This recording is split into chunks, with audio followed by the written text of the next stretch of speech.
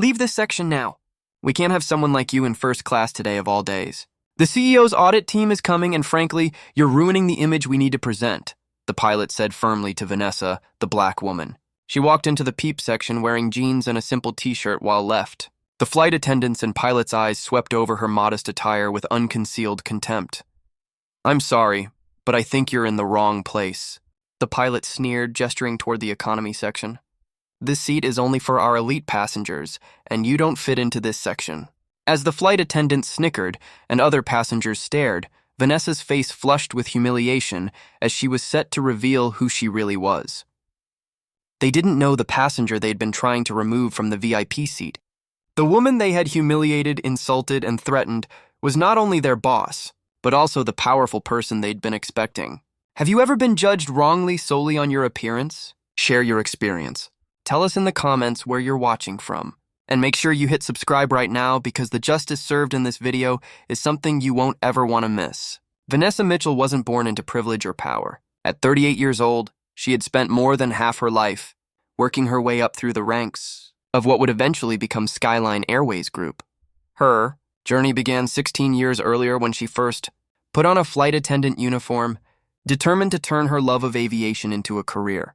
Growing up as the daughter of a mechanic and a public school teacher in a modest neighborhood, her father spent 30 years fixing commercial aircraft at the local airport, coming home with stories that fascinated young Vanessa. Her mother taught 6th grade math, instilling in her daughter both a love of learning and the confidence to pursue her dreams in a world that often tried to limit them.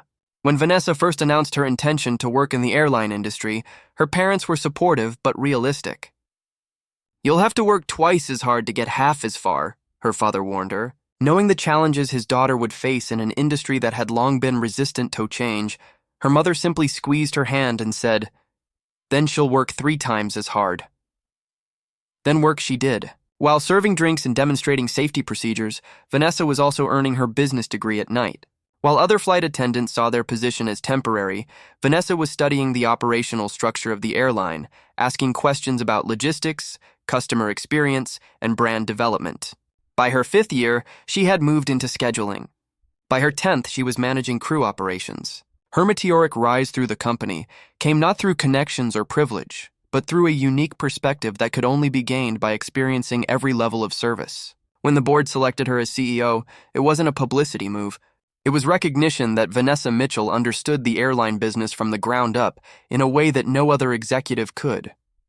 As CEO, Vanessa implemented what many industry insiders considered a radical approach to quality control. She would travel incognito on different routes, deliberately dressing down and removing all indicators of her position. She would check in like a regular passenger, sit where her ticket assigned her, and observe how employees treated everyday customers. The true measure of a company isn't how they treat VIPs, she told her executive team. It's how they treat the person they think doesn't matter. That's why on this particular Tuesday morning, she was preparing for another undercover evaluation. For today's flight from Atlanta to Chicago, Vanessa had chosen a deliberately casual outfit. Comfortable jeans that showed signs of wear, a simple navy blue blouse without designer labels, and minimal jewelry, just a watch and small earrings. Her natural hair was pulled back in a practical style, and she carried a worn leather backpack rather than her usual executive briefcase. Looking in the mirror before leaving her hotel, she nodded with satisfaction. There was nothing about her appearance that would identify her as the CEO of a multi-billion-dollar company, perfect for evaluating how staff treated ordinary passengers. What Vanessa didn't know was that this particular evaluation would reveal far more than she had bargained for. Earlier that morning at Skyline Atlanta Hub, Operations Manager Thomas Griffin had called an emergency briefing with all staff assigned to Flight 2187. "I have an important announcement," he told the assembled crew, his voice tense. "Corporate audit team will be on flight number 2187 today. Everyone needs to look sharp." The room immediately filled with nervous whispers and anxious glances. These surprise audits were known to make or break careers. "Do we know who's coming?" asked senior flight attendant Brenda Morris, a 25-year veteran known for her rigid adherence to rules and procedures. "No names," Griffin replied. "Just that they'll be evaluating every aspect of the premium service experience. They report directly to CEO Mitchell." In the corner of the room, Captain Richard Wells straightened his already impeccable uniform. At 58, with nearly 3 decades at the airline, Wells had developed a reputation for running a tight ship, sometimes at the expense of customer comfort. His technical skills were impeccable, but his passenger survey scores had been declining for years. As the briefing concluded and crew members dispersed to their assignments, Wells pulled Morris aside.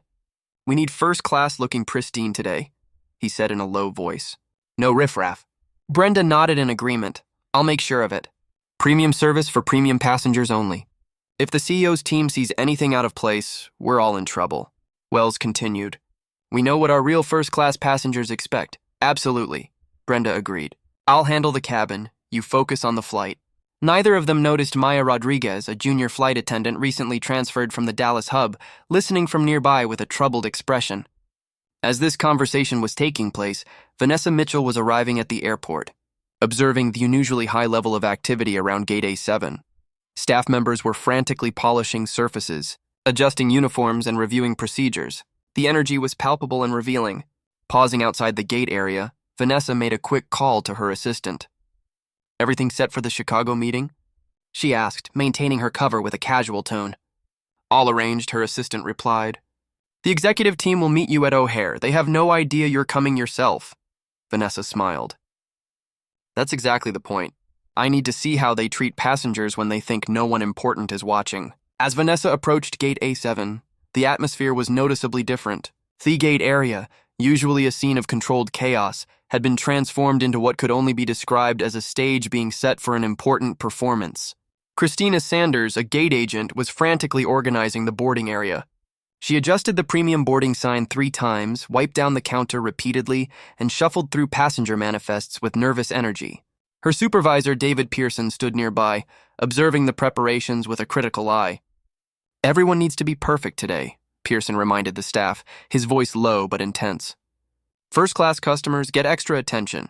Make sure you're checking for elite status indicators and addressing platinum members by name." Christina nodded vigorously, her eyes scanning the growing crowd of passengers. "Do we know what the audit team looks like?" she whispered to Pearson. "No details," he replied. "Just be on your guard. They could be anyone." The irony of the statement was not lost on Vanessa as she observed this exchange from a nearby seating area. She deliberately arrived early to watch the pre-boarding process, a critical part of the customer experience that executives rarely witnessed firsthand. When priority boarding was announced, Vanessa joined the line behind several business travelers in expensive suits. Christina's customer service demeanor was impeccable as she processed the first few passengers, offering warm smiles and personalized greetings to each one. "Good morning, Mr. Donovan. Chicago again this week. Your usual seat is all ready for you. Welcome back, Miss Winters. We've noted your beverage preference for pre-departure service." But when Vanessa stepped forward and presented her boarding pass and ID, Christina's demeanor transformed. The gate agent barely looked up, her eyes fixed on Vanessa's casual clothing and worn backpack rather than her face or documentation. There was no greeting, no smile, not even the basic courtesy she had shown to previous passengers. Christina processed the boarding pass with mechanical efficiency, her eyes narrowing slightly when she noticed the first-class seat assignment. Without a word, she slid the documents back across the counter and immediately turned to speak to her colleague. "Why would they book someone like her in first class today of all days?" Christina whispered, "Not quite quietly enough when they know we're expecting the CEO's team." Her colleague shrugged.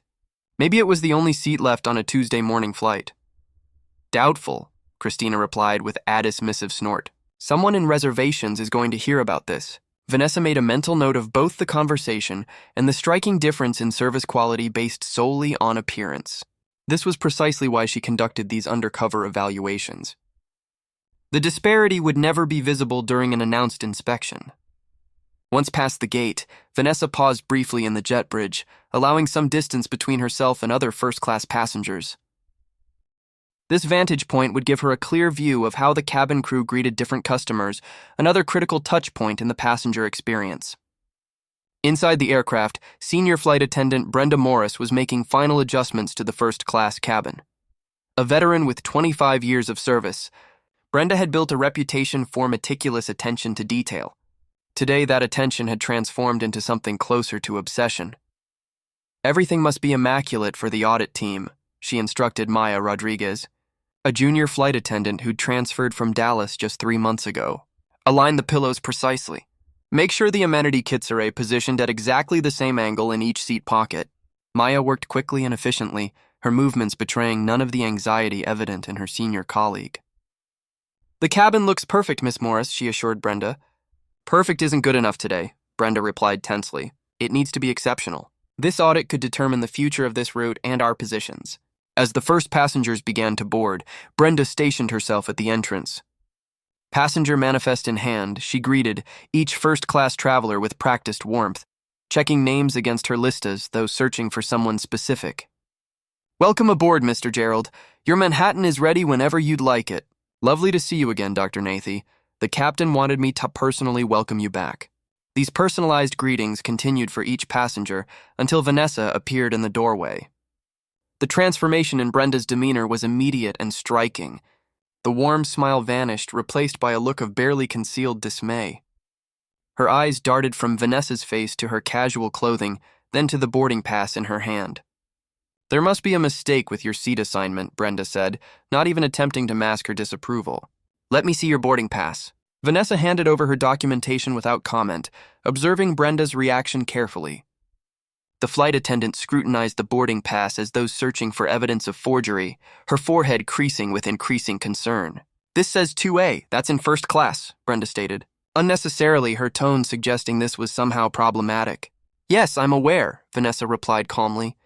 Brenda looked past Vanessa to the jet bridge, then nervously checked her watch. The audit team will be boarding any minute now. She murmured more to herself than to Vanessa. With obvious reluctance, she handed back the boarding pass. Very well, your seat is the second row on the right. As Vanessa moved toward her assigned seat, she overheard Brenda whispering urgently to Maya. We can't have her in first class when the executives arrive. It ruins the whole premium image we're trying to project. Mia's response was too quiet to hear, but her uncomfortable expression spoke volumes. Unlike her senior colleague, the young flight attendant seemed troubled by Brenda's attitude. Vanessa settled into seat 2A, a spacious Fiesta's accommodation by the window. Unlike the passengers around her, she wasn't immediately offered a pre-departure beverage or a warm towel. Instead, she observed as Brenda continued to fuss over other first-class passengers while deliberately avoiding her section.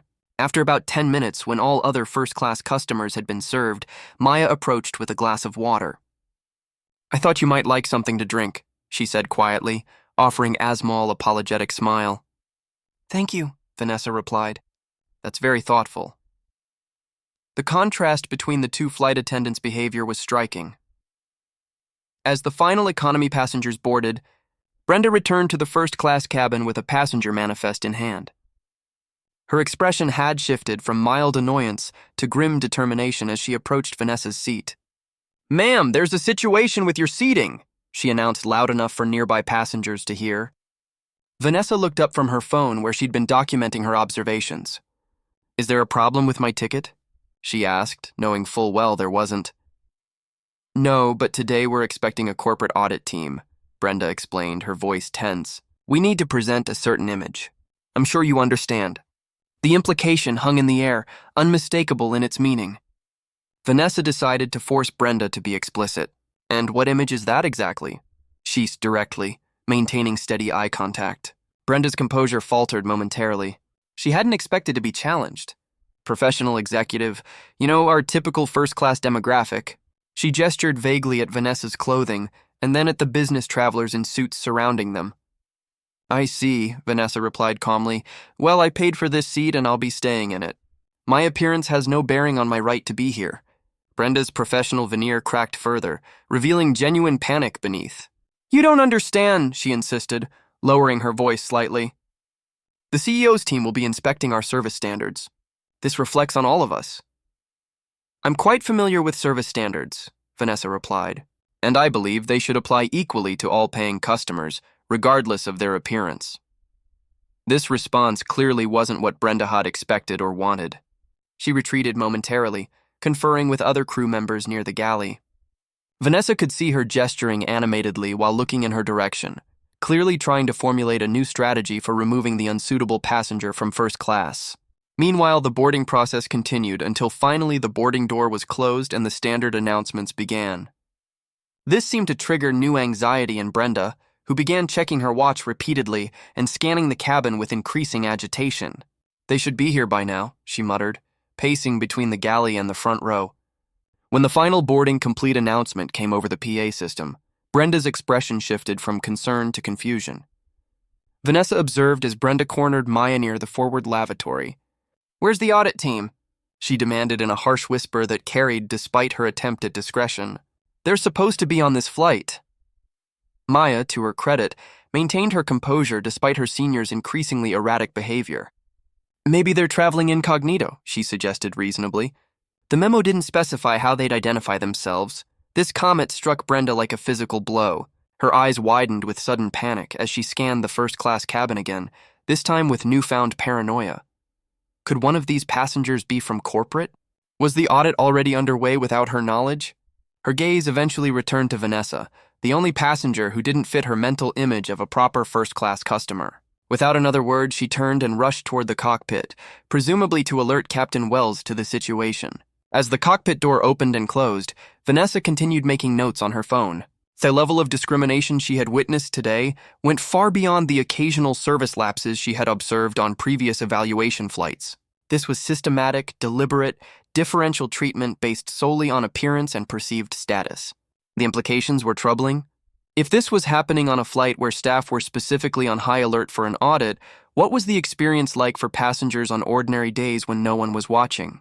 How many customers had been made to feel unwelcome or inferior simply because they didn't match someone's narrow definition of what a first-class passenger should look like? If you were in Vanessa's shoes, what would you have done? Would you leave the seat you paid for them? Or would you stand your ground and remain in your seat? Don't forget to click the subscribe button to enjoy more of these stories. The cockpit door swung open with force as Captain Richard Wells merged into the first-class cabin. At 58, Wells carried himself with the confidence of a man accustomed to absolute authority. His immaculate uniform adorned with 4 gold stripes on each shoulder. "What's the holdup?" he demanded, scanning the cabin with irritation. The audit team could arrive any minute. Brenda Morris quickly pulled him aside, speaking in hushed, buturgent tones while gesturing discreetly toward Vanessa. Though their conversation wasn't meant to be overheard, the tension of the moment carried their words to nearby passengers. "She refuses to move." Brenda explained, "I've tried explaining about the audit, but she won't budge." Captain Wells straightened his jacket and approached Vanessa's seat with the practiced stride of someone used to solving problems quickly. His expression made it clear that this was not a conversation, but an order about to be delivered. "Ma'am, I understand you're causing a disruption," he began, his tone suggesting that the matter was already decided. Vanessa looked up from her phone, her expression calm but resolute. "I'm simply sitting in my assigned seat." The captain's jaw tightened almost imperceptibly. He clearly wasn't accustomed to having his authority questioned, particularly by someone he deemed unworthy of first class. "Look," he said, lowering his voice slightly but maintaining an edge that bordered on contempt. "We both know you don't belong up here. Not today. Not when we're being evaluated." The implication was unmistakable. It wasn't about the seat itself. It was about who they believed should occupy it. And in their eyes, Vanessa didn't fit the profile. "My ticket entitles me to this seat," Vanessa replied evenly. "And I intend to remain in it for the duration of the flight." Something in Wells's expression hardened. Without asking permission, he reached for Vanessa's carry-on bag stowed beside her seat. "Let me help you relocate to where you'll be more comfortable," he said, the thinly veiled condescension dripping from every word. Vanessa immediately moved her hand to block him, pulling her bag away from his reach. "Don't touch my belongings." The captain straightened, his face flushing with barely contained anger at being defied in front of other passengers. "This attitude is exactly the problem," he said, his voice rising slightly. "Your kind always has to make a scene." The mask of professionalism had slipped, revealing the prejudice beneath. A heavy silence fell over the first-class cabin as other passengers either stared openly or pretended to be absorbed in their devices, but all were listening. Wells glanced around and then leaned closer to Vanessa, lowering his voice, though not enough to prevent his words from being heard by those nearby. "Let me be clear," he said with deliberate precision. "This section is for our professional clientele, not for housekeepers playing dress-up." The naked prejudice in his statement hung in the air like a physical presence. Several passengers shifted uncomfortably in their seats. One older white woman actually gasped audibly. In the galley, Maya froze, a look of horror crossing her face at her captain's words. Vanessa, however, maintained her composure, though her eyes sharpened. "Excuse me, what exactly are you implying?" It was a challenge, an invitation for Wells to either backtrack or make his bigotry explicit. He chose the latter. "Don't play innocent," Hess scoffed. "You know exactly what I mean." Emboldened by the captain's open hostility, Brenda stepped forward to join the confrontation. "You're embarrassing yourself," she said to Vanessa. "Why not just go back where you belong?" The coordinated attack continued as Wells looked Vanessa up and down with exaggerated skepticism. "What's next?" he mocked. "You'll claim you're some kind of executive yourself?" From across the aisle, a middle-aged white man in an expensive suit chimed in, apparently feeling the need to align himself with the perceived authority figures. "Some people just want attention," he remarked loudly enough for everyone to hear. Wells nodded in agreement, turning back to Vanessa with renewed confidence. "If you had any class," he continued, "you'd understand why you don't fit in here." Brenda snickered beside him. "You can find your own people in economy." Throughout this barrage, Vanessa remained seated, her back straight, her expression revealing nothing of the detailed mental notes she was taking of each comment, each name, each violation of not just company policy, but basic human dignity. This wasn't just poor customer service. It wasn't even simple discrimination. This was a systemic failure of the very culture she had been working to transform within Skyline Airways, and it was happening in front of multiple witnesses. The confrontation had reached a critical point. Captain Wells, perhaps sensing that his authority alone wasn't enough to intimidate Vanessa into moving, decided to escalate to his final option. "Final warning," he stated, "all pretense of customer service now abandoned. Move to economy, or I'll have security drag you out." The threat hung in the air, but instead of cowering, Vanessa remained perfectly calm. She looked directly into the captain's eyes and said, "I'd like your full name and employee ID." "Captain." Wells actually laughed at this, a short, dismissive sound that conveyed his utter disbelief at her audacity. "You think you're in a position to make demands?" The moment had arrived. Vanessa reached for her phone, maintaining steady eye contact with Wells as she did so. His smug expression faltered slightly as she dialed with the confidence of someone who knew exactly who would answer. "This is Mitchell," she said clearly. "I need immediate executive intervention on Flight 217. Wells, still not comprehending the seismic shift that was occurring, scoffed again. "Who do you think you're calling?" "Your lawyer." He laughed, looking to Brenda and the supportive passenger for validation. Vanessa ended her call and returned the phone to her pocket with deliberate calm. "I'm calling my executive team," she replied evenly. "The audit you're so worried about." "It's already happening." The captain's confident expression began to falter. "What are you talking about, Captain Richard Wells?" Vanessa began, her voice taking on a new authority that seemed to reshape the air in the cabin. Employee ID 45872. 27 years with Northern Regional Airways before the merger with Skyline. Consistently excellent technical evaluations. Consistently problematic passenger satisfaction scores, particularly from women and people of color. Wells froze, his face transitioning from confusion to dawning horror as the realization began to take hold. "How do you?" But Vanessa cut him short. "Senior Flight Attendant Brenda Morris," Vanessa continued, shifting her gaze. "Employee ID 30259, 25 years of service. 14 customer complaints in the past year alone for selective service. A pattern that somehow never appeared in your supervisor's reports." Brenda's face had gone completely white. "You can't possibly," she began. But her voice trailed off as the impossible truth became undeniable. Vanessa stood now, her posture transforming from passive passenger to executive authority in an instant. The change was so profound that several nearby passengers instinctively straightened in their seats. "I am Vanessa Mitchell, Chief Executive Officer of this airline," she stated, her voice carrying clearly throughout the now silent cabin. "And I am the audit team you've been waiting for." Their revelation landed like a thunderclap. Captain Wells physically staggered back a step. Brenda's hand flew to her mouth and from the galley. Maya's expression transformed from shock to something approaching vindication. In the span of 30 seconds, the power dynamic in the cabin had completely reversed. The people who had been so confident in their authority moments before now found themselves facing the one person in the company with the power to end their careers with a single word. But the most powerful aspect of this moment wasn't just the revelation of Vanessa's identity. It was the exposed truth of how the airline staff behaved when they thought no one of consequence was watching. The prejudice, the discrimination, the casual cruelty directed at someone based solely on appearance. All of it laid bare not just for Vanessa to see, but for every passenger in that cabin to witness. The smartphone footage being discreetly recorded by several travelers would later become key evidence in what the media would call one of the most significant corporate reckonings with systemic bias in the airline industry. But in this moment, as the realization of what had just happened began to sink in, the most pressing question for Captain Wells and Brenda Morris wasn't about corporate policy or social media backlash. It was much simpler. Would they still have jobs by the time this plane landed? The atmosphere in the first-class cabin transformed in an instant. Vanessa Mitchell rose from her seat, her posture shifting from defensive passenger to commanding executive. 22 years of airline experience radiated through her stance as she addressed the stunned captain directly. "I'm Vanessa Mitchell, Chief Executive Officer," she stated, her voice carrying the unmistakable authority of someone accustomed to running board meetings and making billion-fold decisions. Captain Wells, whose confidence had been absolute just moments before, now appeared physically shaken. His mouth opened and closed several times before he managed to form words.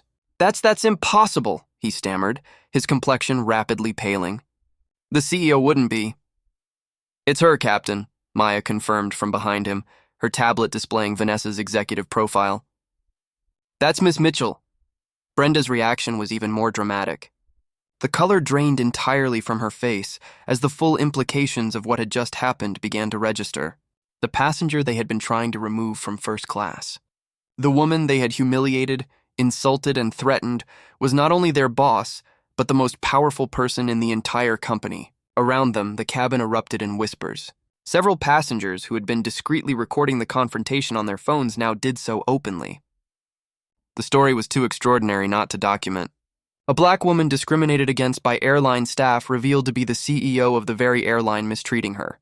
Captain Wells, a veteran of countless in-flight emergencies, appeared more destabilized by this revelation than he had likely been by any technical malfunction in his 3-decade career.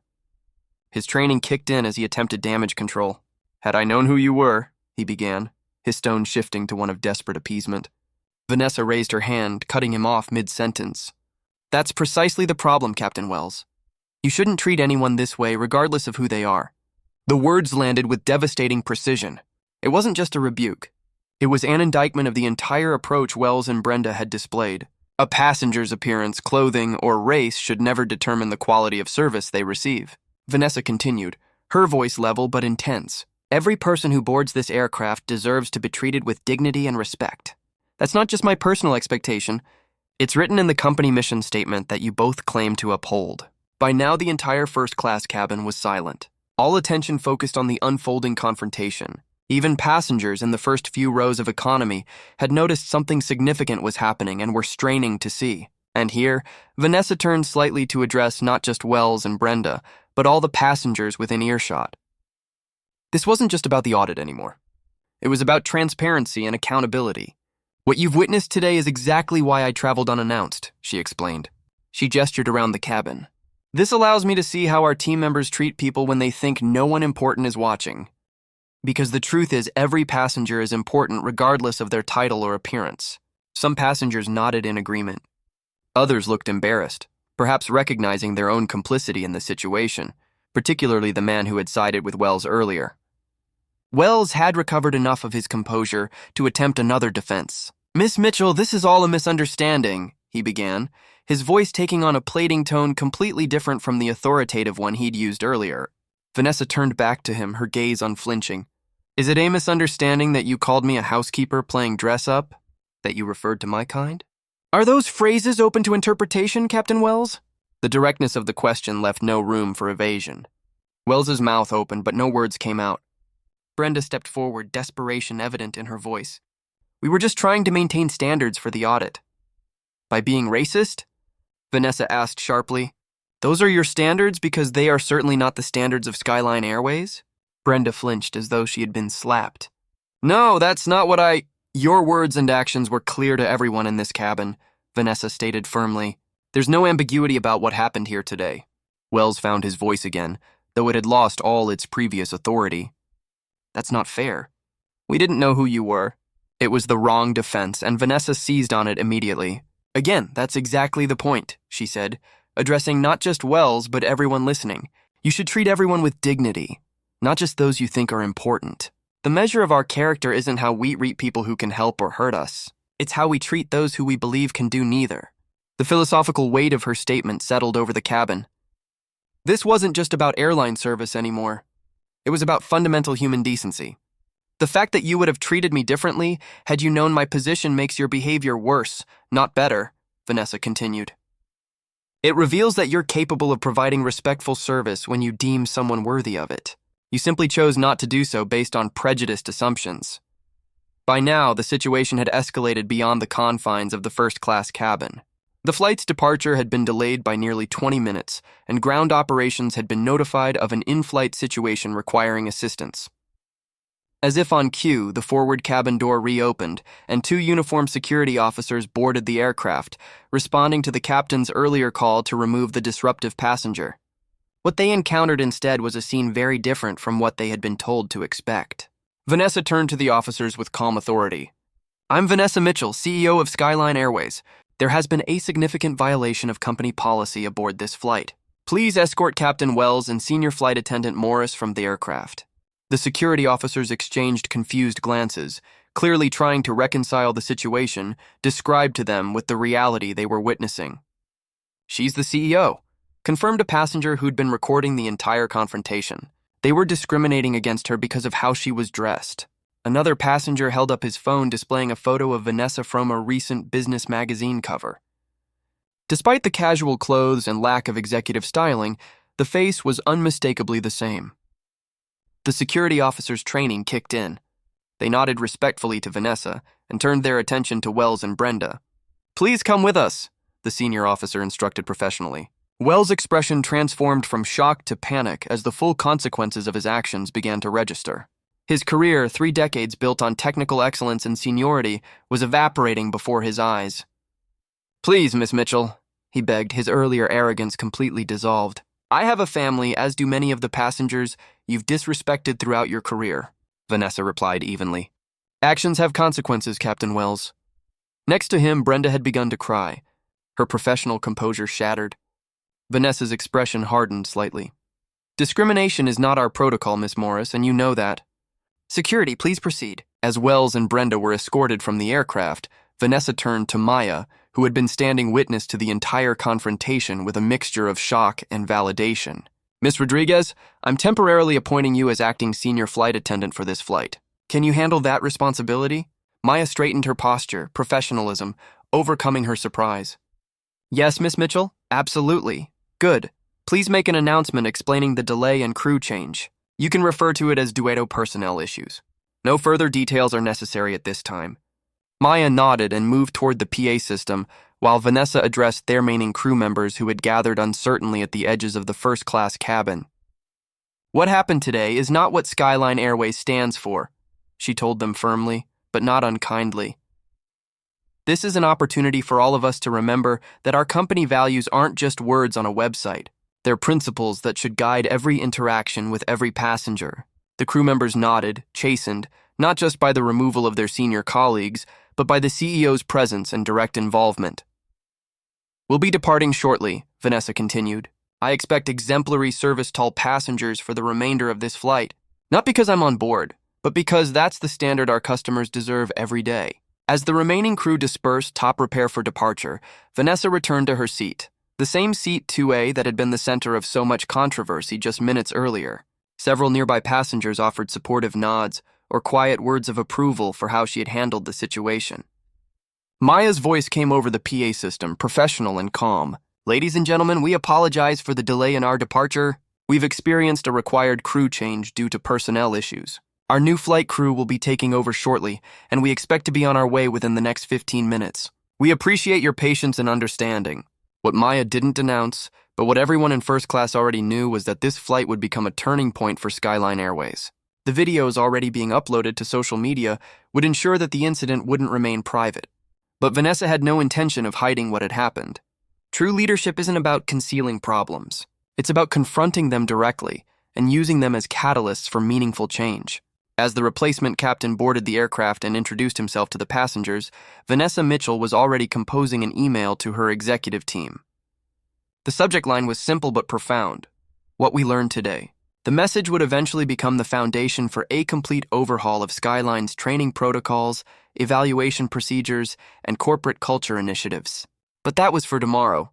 For today, the most powerful woman in commercial aviation sat quietly in seat 2A, watching as her company either lived up to its values or fell short, just as she had done for 22 years from flight attendant to CEO. 1 week after the incident that would become known internally as Flight 2187, Vanessa Mitchell sat in her corner office overlooking the Atlanta skyline. The floor-toweling windows typically offered a view that inspired big-picture thinking, but today her attention was focused on the documents spread across her desk. Across from her sat Elaine Dawson, Skyline Airways HR Director.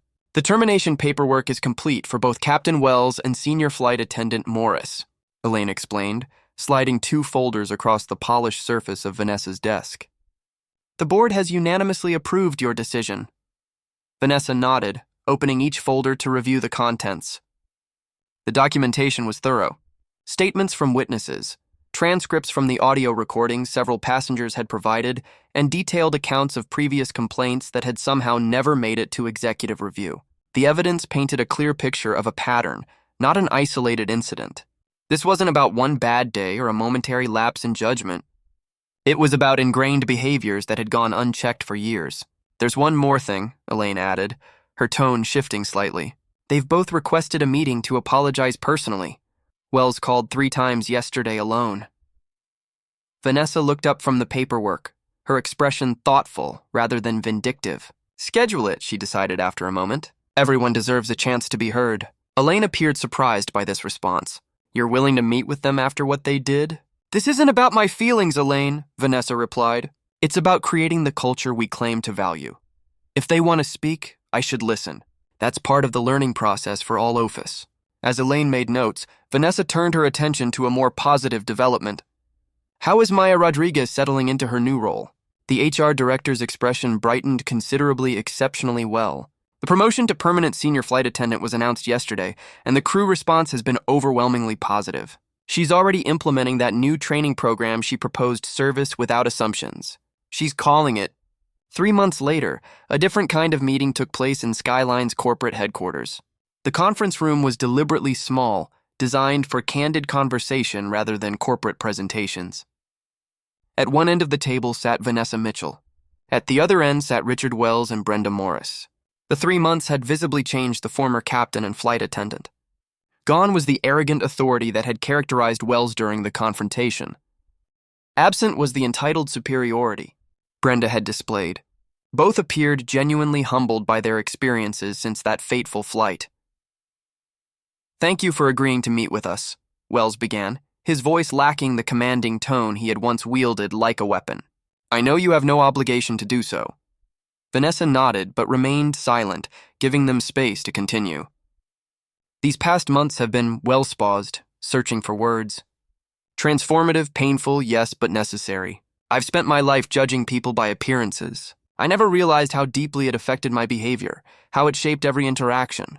The bias training was just the beginning, Brenda added, her eyes downcast. Working in customer service jobs since my termination showed me how it feels to be on the receiving end of prejudice. Being dismissed, being treated as less than, it changes you. Makes you question your worth in ways I never understood before. She looked up, meeting Vanessa's gaze directly. I've spent 25 years in first-class cabins, treating people differently based on how they looked, how they dressed, the color of their skin. I told myself it was about standards, but it was really about prejudice. My prejudice. Vanessa listened attentively to their reflections. When they finished, the silence lingered for a moment before she spoke. The easy path would be to never let you fly for us again, she said finally. That would certainly send a message about zero tolerance for discrimination. But real change comes from growth, not punishment. She opened a folder that had been sitting closed on the table throughout their conversation. That's why I've been reviewing your progress reports from the rehabilitation program. The feedback from your counselors, your community service supervisors, and your bias training facilitators tells a consistent story of genuine remorse and committed learning. Wells and Brenda exchanged a surprised glance, clearly not expecting this development. Are you saying?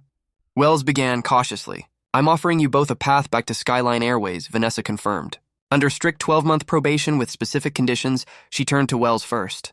Richard, you would not only return as a captain, you would also join our diversity training team, sharing your experience and perspective with other pilots. Your technical expertise is valuable, but your newfound awareness of bias might be even more so. Then to Brenda. Miss Morris, you would return to in-flight service, Butte in economy class, under Maya Rodriguez's direct supervision. The symmetry seems appropriate, learning from the very colleague whose concerns you once dismissed. The shock on their faces was evident, but so was something else. Relief tinged with gratitude. Why would you do this? Brenda asked softly. After what we did, Vanessa's response was measured and deliberate. Because termination without possibility of redemption doesn't solve the deeper problem. It might satisfy a desire for justice, but it doesn't create lasting change. And lasting change is what Skyline Airways, what our entire society needs most. This philosophy would become the cornerstone of Skyline's approach to addressing bias and discrimination. Rather than simply removing problematic employees, the company began investing in rehabilitation and reintegration, turning mistakes into teaching moments and offenders into advocates. 6 months after Flight 2187, Vanessa Mitchell stood on stage at the International Aviation Conference, addressing industry leaders from around the world. Behind her, a screen displayed the Skyline Airways logo, alongside the words Second Chance Initiative. The impact of Skyline's approach extended far beyond one company or even one industry.